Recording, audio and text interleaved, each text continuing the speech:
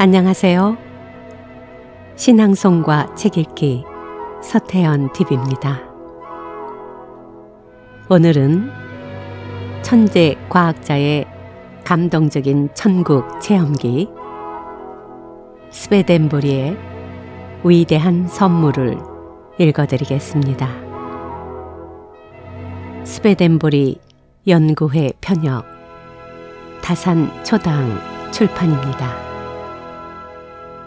이 책은 아프고 힘든 사람들에게 기적 같은 희망을 불어넣으며 수세기 동안 전 세계 수많은 사람들을 변화시킨 책이라 합니다.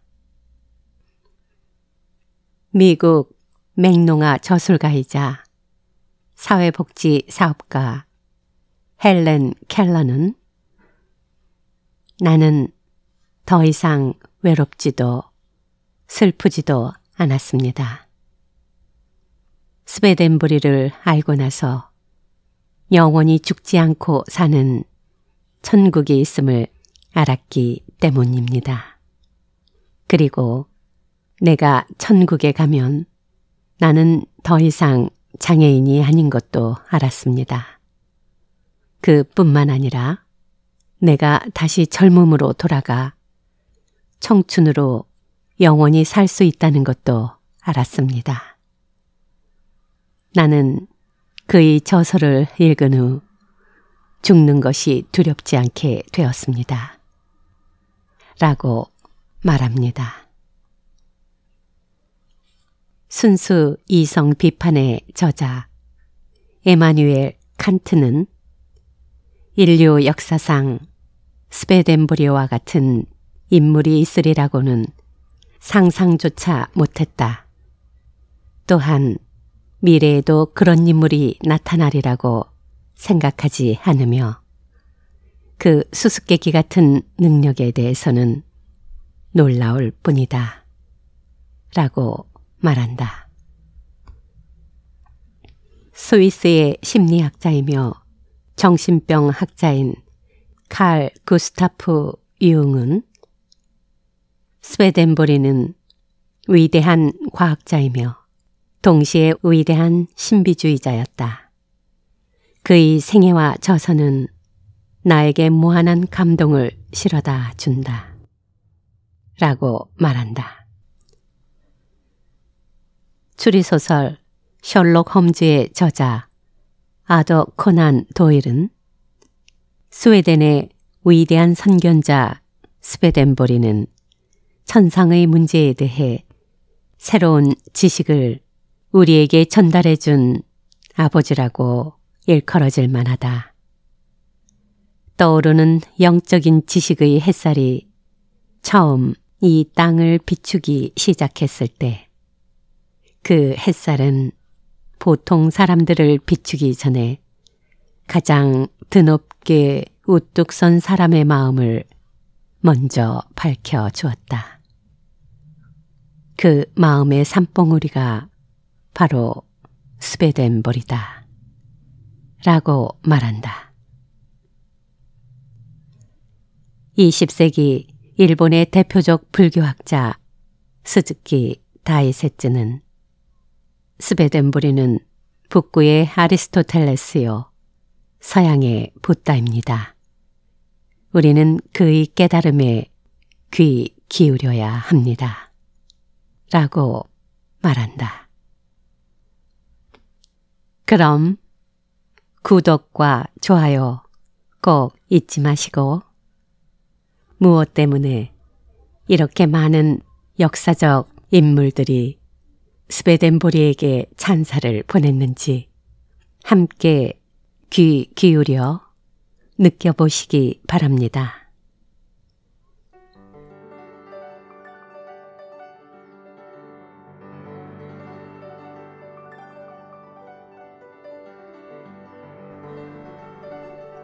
제 1장 천재 과학자에서 영계를 탐구하는 영능자로 스웨덴보리의 역사적 드라마의 시작 스베덴보리의 역사적 드라마는 어떻게 시작되었을까? 1745년 어느 날, 스베덴보리에게 운명의 날이 찾아왔다. 스베덴보리는 당시 영국 런던에서 여행 중이었다. 그동안 영국 여행이 잦아 단골 여관과 단골 식당이 있었다.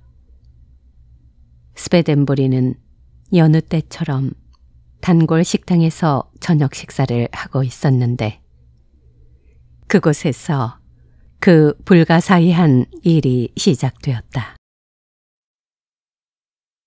식사를 마치고 포크를 테이블 위에 놓고 일어서려는 순간이었다.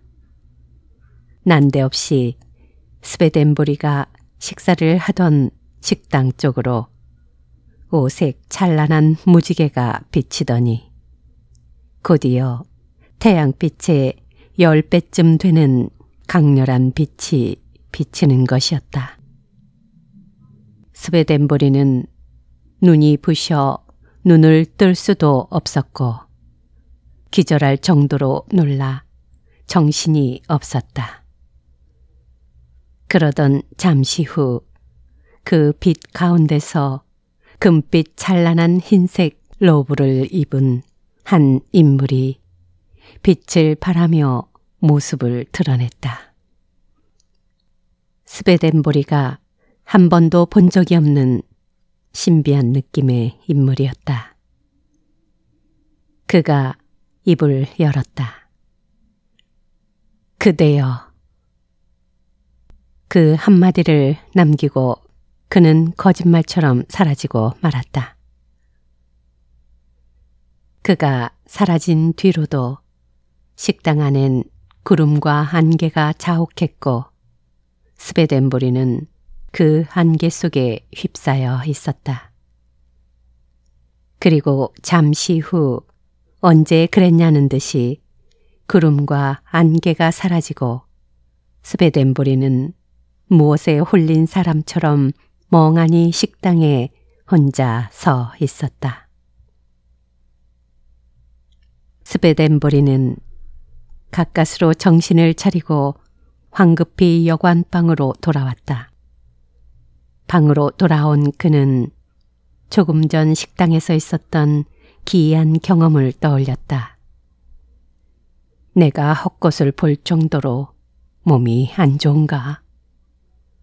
하고 생각해 봤으나 분명 자신이 본 것이 헛것이 아니라는 것을 스베덴보리는 잘 알고 있었다.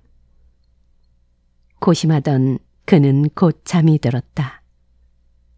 그 다음 날 저녁에 더 놀라운 일이 일어날 것이라는 상상도 못한 채 말이다.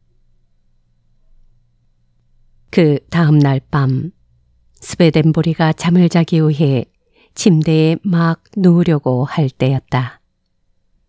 방 안으로 전날 식당에서처럼 갑자기 환한 빛이 비쳐 대낮같이 밝아지더니 어제 봤던 그 신비한 인물이 또다시 나타나 침대 옆으로 다가왔다.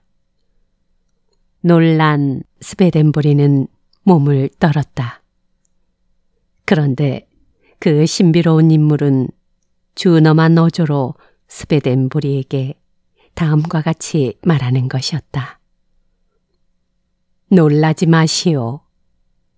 나는 하나님이 보내신 사자입니다. 나는 그대에게 사명을 부여하러 왔습니다.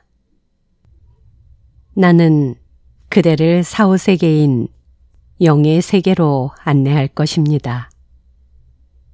그대는 그곳에 가서 거기 있는 영들과 교류하고 그 세계에서 보고 듣는 모든 것을 그대로 기록하여 이 세상 사람들에게 낱낱이 전하시오. 그대는 이 소명을 소홀히 생각하지 마시오. 이 말을 남기고 신비의 인물은 다시 사라졌다. 스베덴보리는 그날 이후 그를 다시는 본 적이 없다. 지상에서는 물론이고 그렇게 많이 드나들었던 영계에서도 2번 다시 만나지 못했다. 그러나 그로부터 스베덴보리의 생활과 환경은 급격히 달라지기 시작했다. 이 불가사의한 인물을 만난 이후로 그에게 영계의 문이 활짝 열렸다. 영안을 뜨게 된 것이다. 또 영계를 마음대로 드나드는 신비한 능력을 부여받았다. 그 능력으로 그는 영계를 마치 자기 집과 같이 드나들게 되었다. 그리고 스베덴보리는 그 불가사의한 인물로부터 소명을 받은 대로 영계에서 보고 들은 모든 체험을 낱낱이 기록하기 시작했다. 이것이 그의 영계 저술의 출발이었다. 그는 어떤 위대한 힘, 즉 창조주의 소명을 받았음을 추호도 의심하지 않게 되었다.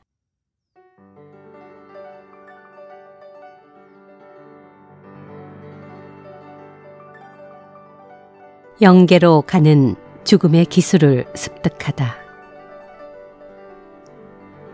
스베덴보리는 자신이 영계에 드나드는 기술 또는 능력을 죽음의 기술이라 이름 붙였다.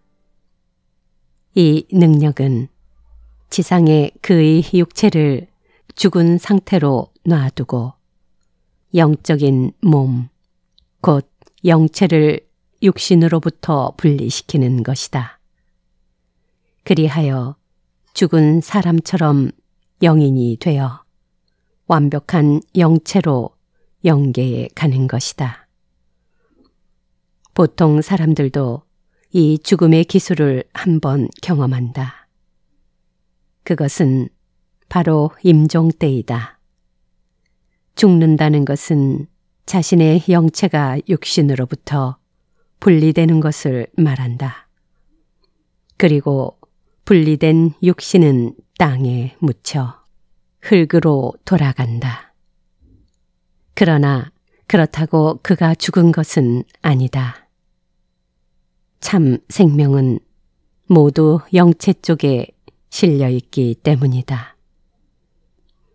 분리된 영체는 천사의 안내를 받아 영계로 들어가게 된다. 하지만 하늘에서 스베덴보리에게 내려준 특별한 능력은 영체가 자기 육신으로부터 분리되더라도 그 육체는 죽지도 썩지도 않고 생리 기능을 계속하도록 했다. 그러다가 영체가 영계에서 돌아와 육체 속에 들어가면 다시 평소처럼 지상에서의 인간 생활을 하게 되는 것이 보통 사람들의 임종과 달랐다. 육신은 영체가 입고 있는 의복과 같다. 벗었을 때는 영인이요, 육신을 입으면 인간이 되는 것이다. 그가 하늘의 특별한 권한을 부여받지 않고서야 어떻게 장장 27년간 이 일을 계속했겠는가? 그는 27년 동안 자신의 육체를 입었다 벗었다 하면서 인류에 대한 사명을 수행했던 것이다. 이렇게 육신을 벗고 영계에 들어가면 그는 거기 거주하는 영인들과 똑같았다. 영계에서는 그가 죽어서 영계로 들어온 사람으로 인식한다. 그래서 그는 땅 위에 살면서 지상의 시민권과 영계의 시민권을 동시에 가지고 두 세계를 오가며 산 유일한 사람이다. 육체로부터 영이 분리되는 것을 체외이탈이라고 한다. 모든 인간은 지상에서 천수를 다하고 운명할 때 딱 한 번 체외이탈을 경험한다. 영이 육체를 이탈하면 그것이 임종이며 그 영체는 영원히 다시는 자기 육체에 돌아갈 수 없게 된다. 그것이 우리들이 말하는 사망이다. 하지만 죽는 것은 오직 육체뿐이다. 진짜 자신은 영원히 죽지 않는다. 다만 지상을 떠나 영계에 가서 영주하는 것뿐이다. 그렇다면 영체는 과연 무엇일까? 우리가 나라고 하는 것은 사실은 영체를 말하는 것이다. 육신에는 생명이 없다. 육신은 영체의 그릇이요 도구일 뿐이다. 지금 땅 위에 사는 모든 인간들은 자신들이 육신으로 살고 있다고 생각하지만 사실 육신을 살게 하는 주인은 그 육신 안에 거하는 영체이다. 과연 영체는 어떻게 생겼을까? 옷을 벗어 알몸이 되었다고 자신의 모습과 오관과 사고와 의식의 변화가 있는가? 옷을 입었을 때나 벗었을 때나 나는 똑같은 사람인 것이다. 이 생각을 발전시켜서 내가 입고 있는 옷이 육체라고 생각해보자. 육체는 자기 영체의 옷이다. 그 옷을 벗었다고 내가 달라질까? 영체야말로 바로 자신이며 옷을 벗어도 완전한 인간이다. 다만 자연계에서 영계로 거처를 옮겨 사는 것뿐이다. 영체가 육체를 떠나면 세상에서는 죽었다고 하지만 사실은 죽은 것도 아니요 달라진 것도 아니다. 그 얼굴, 그 오관, 눈, 귀, 코, 입, 그리고 감각, 뛰는 심장, 호흡하는 폐, 움직이는 손과 발, 전부 그대로이다. 더 중요한 것은 기억력, 감정, 사고력, 의식, 의지조차도 하나도 변함이 없다는 것이다.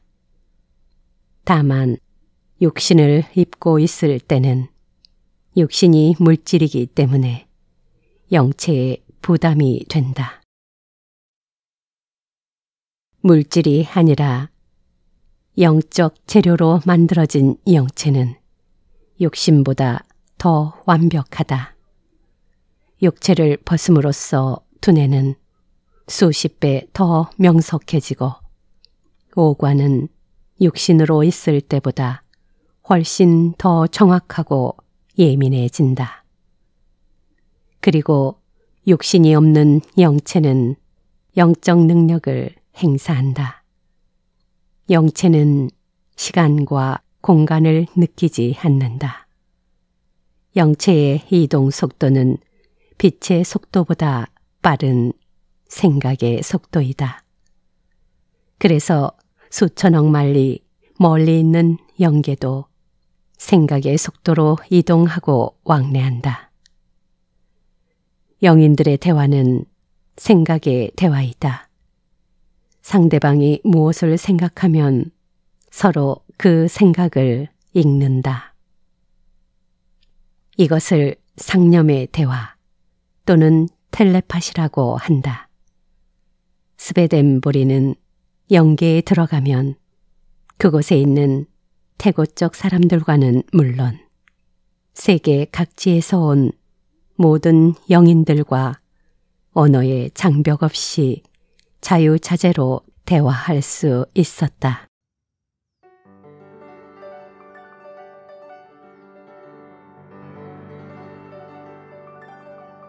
마음속으로 생각하면 그곳에 가 있었다.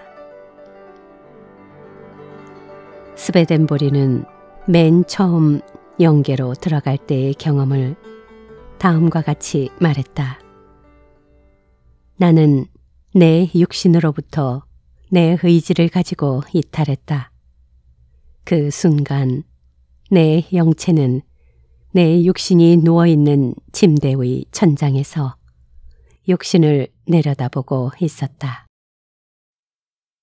그때 내 육신은 죽은 사람과도 같았다. 그리고 내 영체는 지붕을 뚫고 하늘 위로 솟아올랐다.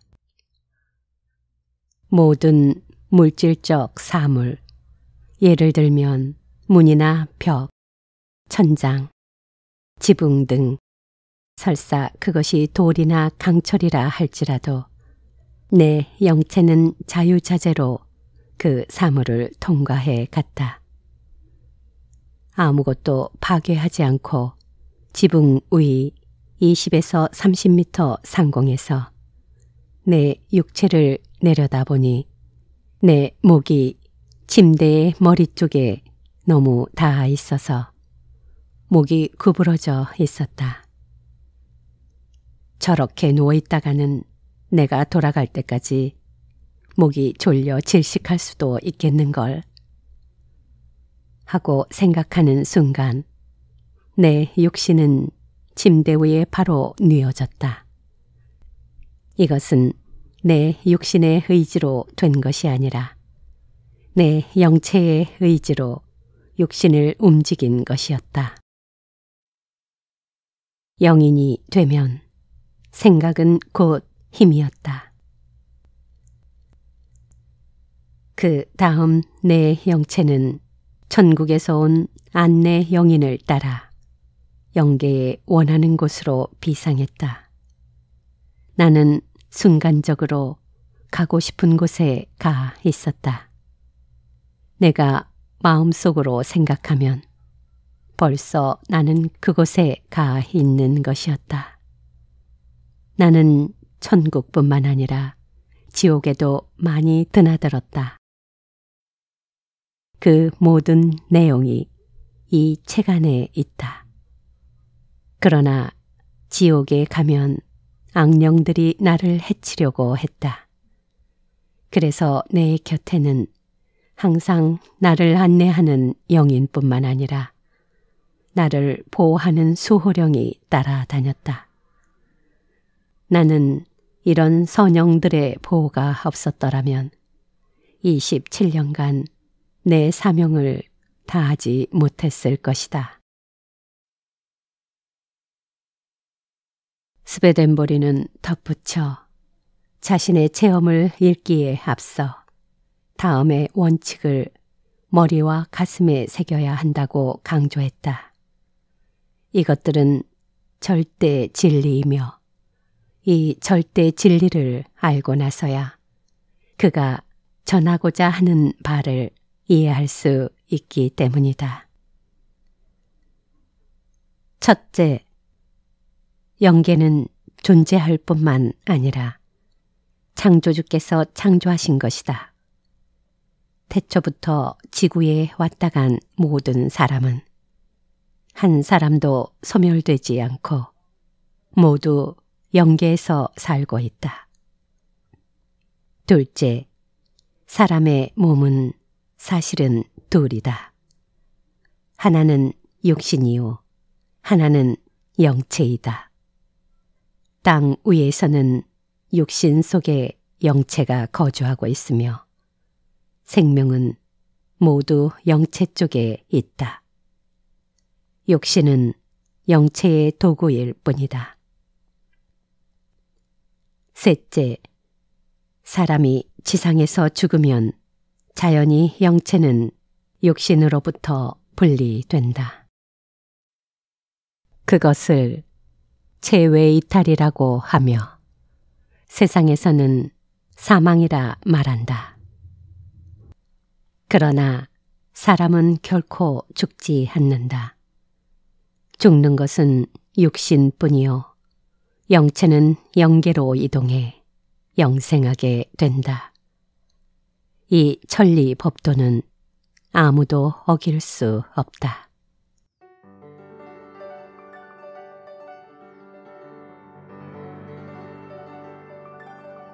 제5장 스베덴보리가 경험한 천국과 지옥으로의 여행. 그곳은 사랑과 기쁨으로 이루어진 세계. 스베덴보리는 곧바로 안내 천사의 도움을 받아 비상을 시작했다. 중간 지점에 왔을 때 안내 천사는 비상을 멈추며 말했다. 스베덴보리 씨, 저기를 좀 보십시오. 저 먼 곳에 수평선 같은 줄이 있고 흰 구름이 떠 있는 것이 보입니까? 천사가 가리키는 곳을 쳐다보니 공중의 수평선과 같은 선이 보이고 그 위에 구름이 떠 있으며 그 사이에 아름다운 꽃이 만발한 화원과 건물이 보였다. 그리고 거기에 화려한 흰 옷차림의 많은 천사들이 보였다. 예, 보입니다. 저기가 어딥니까? 가만히 계십시오. 자, 이번에는 그 위 더 높은 곳에 또 하나의 수평선 같은 것이 보입니까? 다시 주목해서 눈을 높이 뜨고 보니 조금 전에 보았던 그 아름다운 세계 위에 또 하나의 선이 보이고 그 위에도 아름다운 도시와 전원 풍경이 보였다. 예, 보이는군요. 거기는 또 어딥니까? 스베덴보리 씨, 그 위에 더 높은 곳이 보입니까? 고개를 들어보십시오. 또 무엇이 보이지 않습니까? 스베덴보리가 고개를 높이 들어 안내 천사가 가리키는 곳을 보니 거기에 또 하나의 수평선이 있고 그 위에 아름다운 궁전이 눈부시게 빛나고 있었다. 보입니다. 정말 황홀한 광경입니다. 스베덴보리가 감격하자 안내 천사가 말했다. 스베덴보리 씨, 저기가 천국입니다. 지금 당신이 가는 곳입니다. 그런데 여기서 그 전모를 보라고 한 것은 천계는 저렇게 입체적인 3단계로 되어 있다는 것을 알게 하기 위해서였습니다. 천국은 모두 3단계로 되어 있습니다. 제일 위에 있는 천국이 최고의 천국이며 그것을 제3천국이라고 합니다. 두 번째 본 곳이 제2천국이며 맨 처음에 본 곳이 제1천국입니다. 저 3층 천이 모두 천국이며 보시다시피 광명한 빛과 광채 속에서 찬란히 빛나고 있습니다. 안내천사는 이어서 설명을 했다. 제3천국이 주님이 계시는 곳이며 하나님의 사랑과 진리에 가장 가까운 곳입니다. 사랑은 열이요 진리는 빛입니다. 그래서 제3천국은 하나님의 빛과 열이 가장 강력한 곳입니다. 제2천국도 하나님의 진리와 사랑 속에 있으나 그 정도가 제3천국보다 조금 낮을 뿐입니다. 제1천국은 제2천국보다 조금 낮은 천국입니다. 여기 각 천국에 사는 영인들을 천사라 부르며 그들은 어느 천국에 있든지 영원한 기쁨과 행복을 누리고 있습니다. 기쁨과 행복이 충만한 곳이지요. 그리고 각 천국은 저렇게 입체로 되어 있으며 상하 천국 간의 교류는 없습니다. 이윽고 스베덴부리는 안내 천사와 같이 제3천국의 한복판에 섰다. 눈앞으로 상상도 할 수 없는 멋진 광경이 펼쳐졌다. 감탄한 스베덴부리는 눈앞의 광경에 넋을 잃고 바라보았다. 스베덴부리가 한참 동안이나 넋을 잃고 있는 동안 안내 천사는 스베덴부리 곁에서 미소를 띠며 기다렸다. 아, 여기가 천국이구나. 도대체 이런 곳에는 누가 산단 말인가? 우선 눈에 들어온 것은 장엄하기 이를 데 없는 화려한 궁전을 중심으로 한 도심의 광경이었다. 궁전은 이 세상에서는 상상도 못할 만큼 장엄하고 화려했다. 지붕은 모두 광채로 번득이는 금 기와요. 벽면과 바닥은 가지각색의 아름다운 보석으로 장식돼 있었다. 궁전 내부에 들어서니 그 화려함과 찬란함은 극에 달했다. 궁전 내부의 방과 홀, 거실, 넓고 긴 복도와 내부 장식, 그 장엄하고 웅장한 아름다움을 어떻게 표현해야 좋을지 몰랐다. 궁전의 남쪽에는 가히 낙원이라 할 수 있는 정원이 끝없이 펼쳐져 있었는데 정원은 백화가 만발하고 꽃과 과일 나무들이 마치 감정이 있는 것처럼 다정하게 어우러져 있었다. 제3천국의 가장 놀라운 특징은 눈에 보이는 도시 전체가 아름답고 장엄하기 이를 데 없다는 것이다. 뿐만 아니라 아름다운 세계를 구성하고 있는 모든 것들이 저마다 형형색색의 광채를 발하고 있었다. 궁전의 주위에는 천사들이 사는 도시가 펼쳐져 있었는데 주택들도 궁전과 비교할 때 그 아름다움과 정교함이 전혀 떨어지지 않았다. 천사들이 사는 주택에 들어가 보니 각 주택마다 여러 개의 방이 있고 거실과 침실이 있었다. 식당에는 금은으로 장식된 테이블이 있고 그 위에는 터질 것 같이 무르익은 진귀한 각종 과일이 진열되어 있었다. 주택의 구조는 여기 지상의 고급 주택과 크게 다르지 않았다. 다만 지상의 건물과는 비교가 되지 않을 만큼 밝고 빛나고 아름다웠다.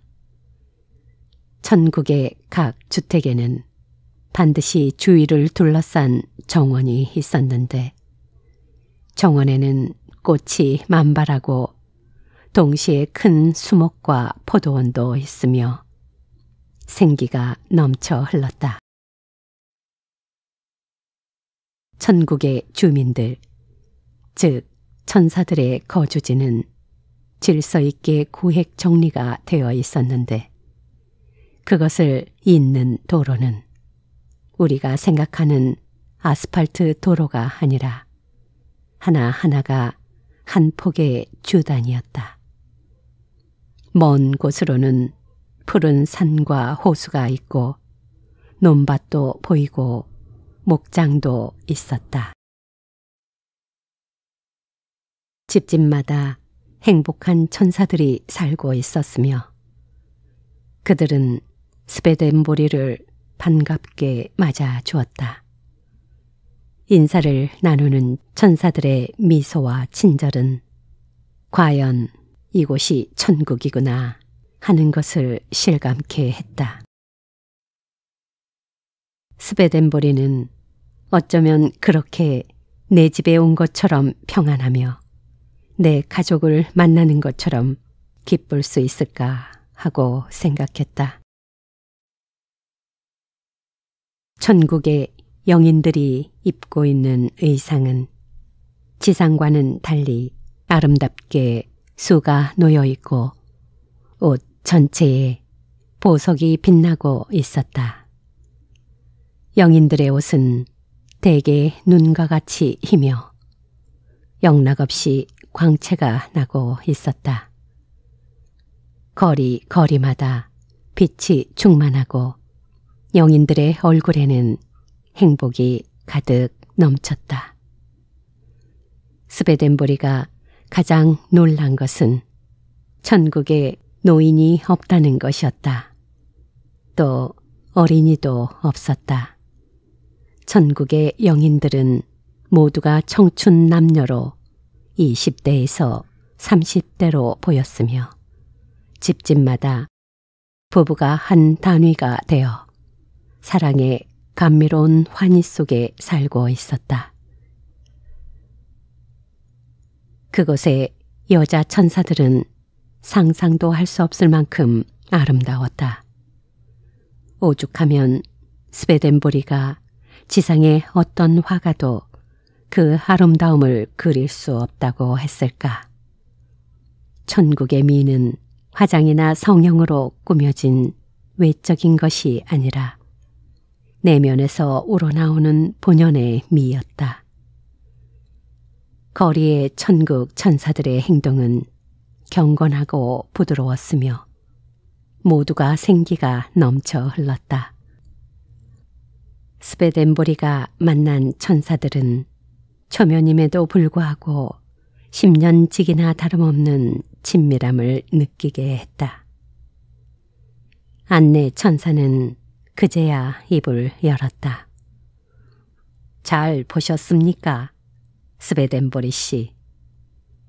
여기 제3천국은 숭고한 사랑의 인격이 가득한 곳입니다. 천사들은 모두 진리와 사랑의 화신체가 되어 있습니다. 이와 같은 지복의 세계 속에 그들은 모두 천국의 기쁨과 행복에 취해서 살고 있습니다. 안내 천사는 잠시 생각하더니 다시 입을 열었다.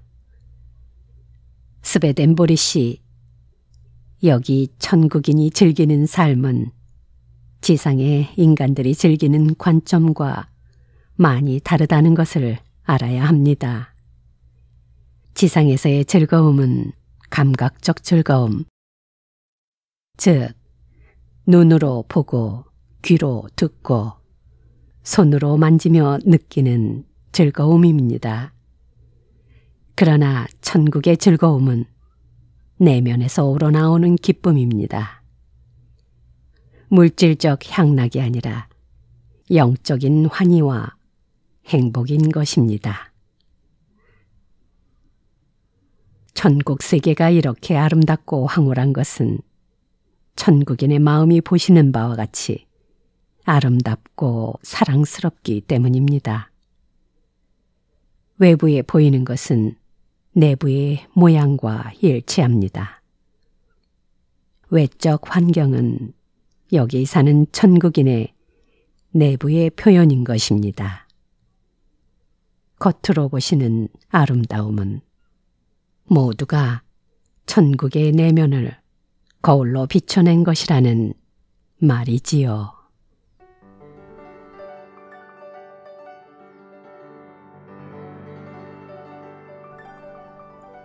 제6장 죽어서 제일 먼저 가는 중간 영계. 천국 천사가 되느냐, 지옥 영인이 되느냐.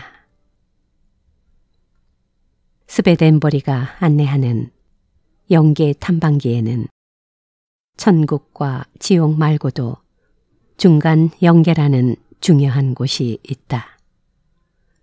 중간 영계는 사람이 죽으면 제일 먼저 가는 곳이고 천계와 지옥의 중간에 있다고도 했다. 그러니까 중간 영계는 천국도 아니고 지옥도 아니다. 특별한 예외의 대상이 되기는 하지만 사람은 죽으면 반드시 이 중간 영계를 거친다. 죽어서 영계로 올라온 영인은 이 중간 영계에서 심사를 받고 천국 천사가 되느냐, 지옥 영인이 되느냐가 결정된다. 이 중간 영계는 우리가 육신과 함께 살아온 지상 세계와 무척 흡사하다. 중간 영계의 환경은 지상의 환경과 조금도 다를 것이 없다. 하늘도 있고 푸른 산과 시냇물도 있고 더러는 바위 산이나 수목이 우거진 곳도 있다. 도시 풍경이나 전원 풍경이 너무 흡사해서 인간이 죽어서 다른 세계에 와 있다는 것을 잊을 정도이다. 게다가 아무리 살펴봐도 지상에 살던 자신과 조금도 달라진 것이 없다. 오관의 감각이 뚜렷하고 생각이나 판단력이나 모든 감정이 그대로이다. 이게 어찌된 일이지? 나는 분명히 죽었는데. 그게 아니잖아. 나는 살아있어. 그래서 자신을 꼬집어 본다. 여전히 아픈 걸 보니 나는 죽지 않았구나. 나는 아직 살아있구나. 중간 영계에 들어온 대부분의 사람들은 이렇게 착각한다. 스베덴보리가 만났던 죽은 지 15일밖에 안 된 스웨덴의 왕 칼 12세도 그랬다. 이렇게 중간 영계는 지상의 환경을 그대로 옮겨놓은 듯 느낄 수 있는 모든 것이 같다. 스베덴보리는 이 점을 저서에서 여러 번 강조했다. 인간은 한 번 지상에 태어나면 영원히 죽지 않는다.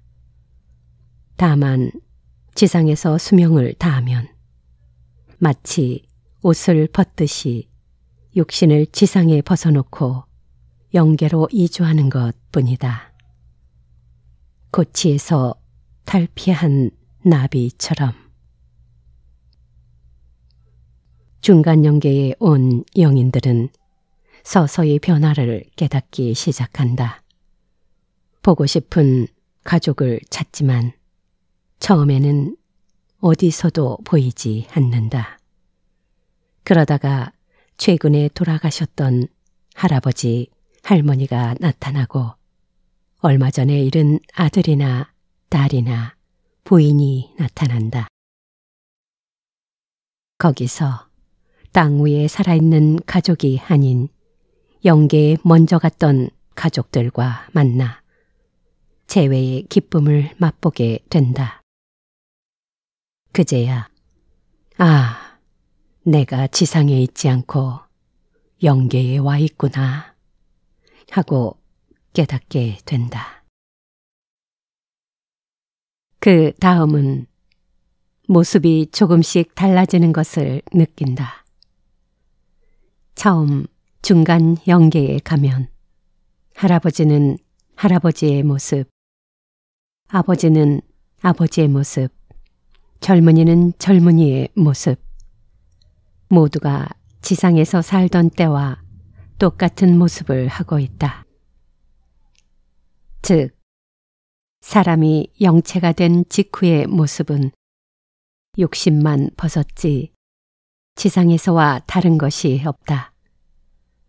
각자의 영체는 꼭 금형에서 빼낸 주물과도 같이 지상에서의 형태를 그대로 가지고 있다. 그래서 중간 영계에서는 가족이나 친구를 알아보기가 쉽다. 그러나 일단 천국이나 지옥에 들어갈 때는 지상에서의 모습이 거의 사라진다. 외부의 자기 형상을 벗고 내부, 즉 자기 마음의 형상으로 변화하기 때문이다. 지상에서 사는 동안은 누구도 자기나 가족 혹은 타인을 마음의 형태로 보지 못한다. 진정한 자신은 사람의 깊은 내부에 숨어 있다. 그래서 지상에 있을 때 천하의 미인이었더라도 그 마음의 형태가 지옥형이면 영계에서는 흉물스러운 형상으로 모습이 변한다.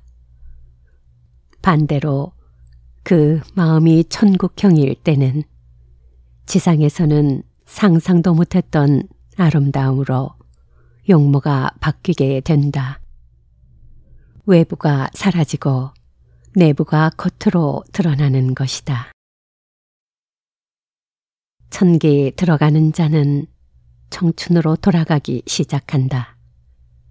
그래서 중간 영계를 떠나 최후의 거주지인 천계나 지옥에 정착하면 가족도 알아볼 수 없을 만큼 용모가 달라지는 것이다.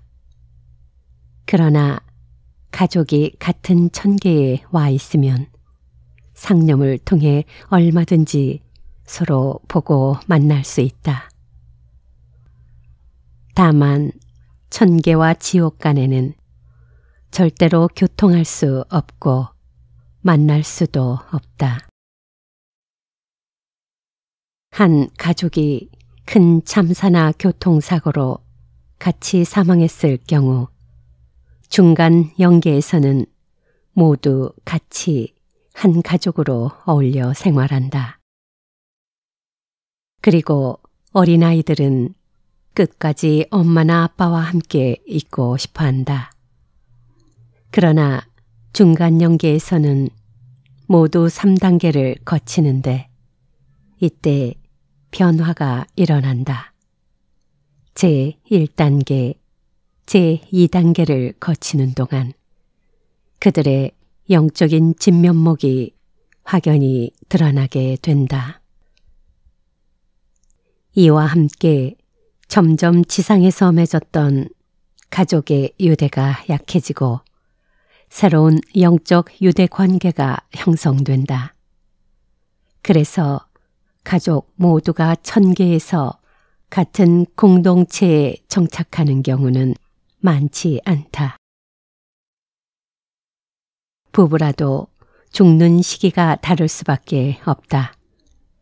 같이 운명하는 경우는 사고 이외에는 거의 없다. 그렇지만 시간차를 두고 사망했더라도 부부는 중간 영계에서 반드시 다시 만난다. 그러면 서로 반가워하고 기뻐하며 마음이 맞으면 중간 영계에 제1단계를 다시 부부로 같이 산다. 그런데 제2단계에 이르면 그 부부의 본성이 드러난다.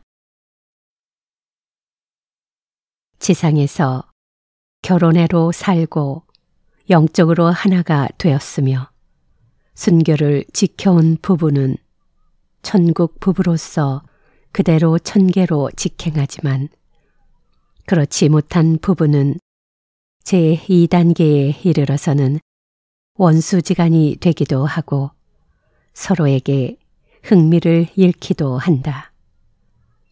이들은 자연히 헤어지게 되며 따로 자기 갈 길을 간다. 거기서부터 이미 부부가 아니다.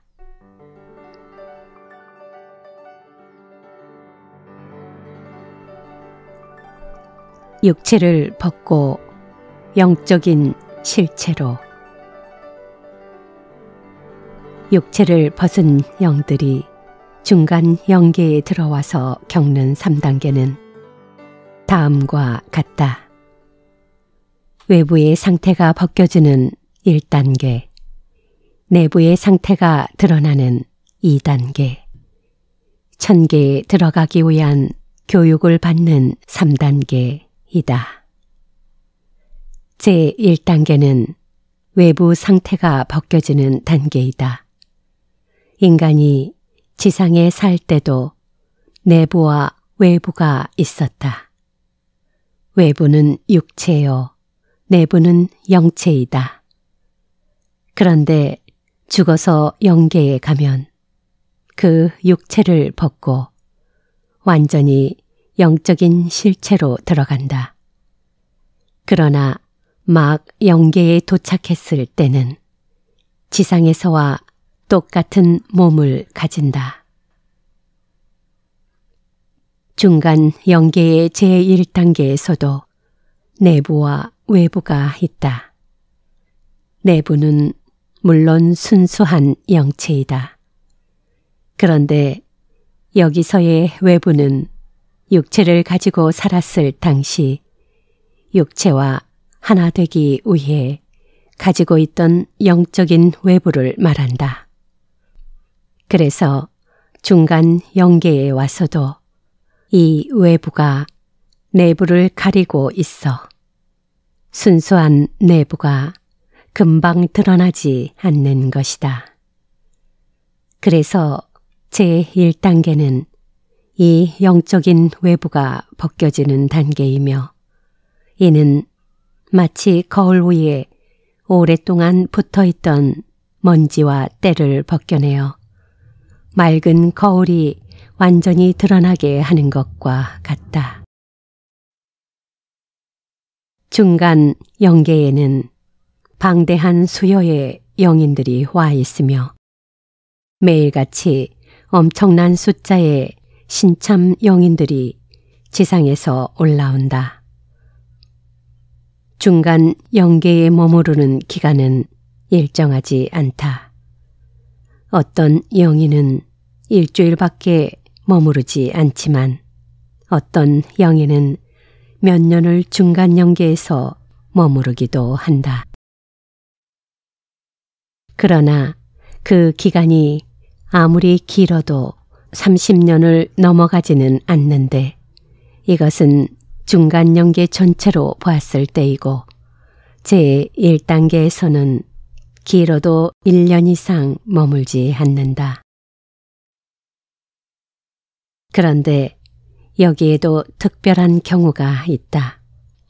어떤 영인은 중간 영계에 도착하자마자 기다리고 있던 천사의 안내로 영광의 천국으로 직행한다.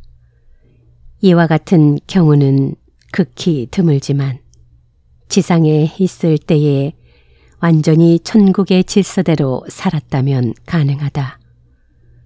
그런 영인은 벌써 중간 영계에 들어오면서 천국의 빛을 발한다. 그는 이미 땅 위에서 완전한 천국을 살고 있던 사람이다. 그런가 하면 지상에서 내부와 외부가 완전히 악의 덩어리가 된 채 올라오는 영인도 있다. 이렇게 지옥의 악마인 것이 명백할 경우에는 중간 영계에서 거쳐야 하는 별도의 절차나 과정 없이 머리는 밑으로 다리는 위로 하여 즉각 지옥의 밑창으로 떨어진다. 이렇게 거꾸로 된 자세로 떨어지는 이유는 땅 위에서 하나님의 질서를 거꾸로 살았다는 상징이다. 그러면 어떤 사람이 중간 영계에 오래 머무를까? 이들은 땅 위에서 겉과 속이 다른 위선적 삶을 산 사람들이다. 그들은 자기 위장술에 능해서 그 내부가 겉으로 드러나지 않는 종류의 영인들이다. 이와 같은 위선적 영인들은 제1단계에 있으면서도 아주 선한 영인인 척하고 내부를 드러내지 않는다. 이들은 결국 천국에서 내려온 검사 천사들에 의해 내부가 드러난다. 한 번은 스베덴부리가 지상에서 파렴치하게 살고 많은 범죄를 저질렀으면서도 이를 인정하지 않고 선한 영인처럼 자기를 꾸미고 있는 한 영인을 보았다. 검사 천사가 그를 투시해 보았더니 그 영인 앞에 그의 유년 시절부터의 인생 노정이 영화처럼 보였고 본인조차 기억 못하는 범죄의 사실이 계속 드러났다.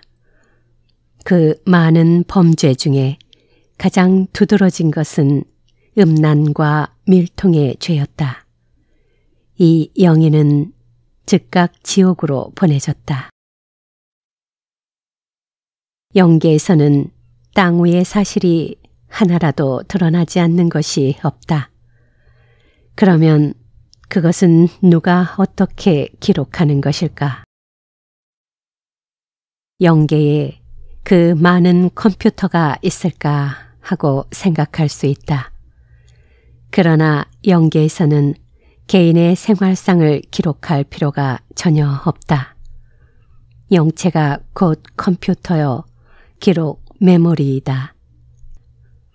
사람의 일생은 뇌 속에만 기록되는 것이 아니다. 영적인 세포 하나하나에 기록되어 있다. 그래서 검사 천사로부터 검사를 당할 때 천사가 보는 것은 머리뿐만이 아니요 손끝부터 시작하여 발끝까지 모두이다. 선한 것, 악한 것, 죽을 때까지 감추고 있었던 것, 무덤까지 가지고 간다고 맹세했던 비밀들이 모두 백일하에 드러난다. 이처럼 중간계의 제1단계는 각 영인들의 외부가 벗겨지고 내부가 서서히 그러나 완전히 드러나는 단계이다. 제2단계는 내부와 외부가 완전히 일치된 투명한 상태에서 가게 된다. 그래서 처음부터 내부와 외부가 같은 사람은 선영과 악령을 막론하고 제1단계에 오래 있지 않으며 곧 진실을 밝히는 제2단계로 옮겨간다. 이처럼 제1단계의 외부의 가면과 가식이 모두 벗겨지는 과정에서 그 용모도 내부의 참모습을 드러낸다. 선한 영인일 경우에는 그 용모가 점점 밝아지고 젊어지고 윤기가 나는 반면 악한 영인들은 최초의 선하고 아름답게 보였던 용모가 점점 뒤틀어지고 흉측한 형상으로 바뀌어 간다. 그런 현상을 성서의 말씀이 너무도 명확히 정곡을 찔러 설명했다. 감춰진 것이 드러나지 않는 것이 없고 숨은 것이 알려지지 않을 것이 없나니 그러므로 너희가 어두운 데서 말한 모든 것이 광명한 데서 들리고 너희가 골방에서 귀에 대고 말한 것이 집 위에서 전파되리라. 누가복음 12장 2에서 3절. 여러분, 잘 들으셨나요? 지금까지 읽어드린 것처럼 스웨덴보리의 기상천외한 이야기는 계속됩니다. 궁금하시면 책을 구입하시어 완독하셔도 좋으시겠죠? 아쉽지만 저는 저작권에 준하여 오늘은 여기서 마치기로 하겠습니다.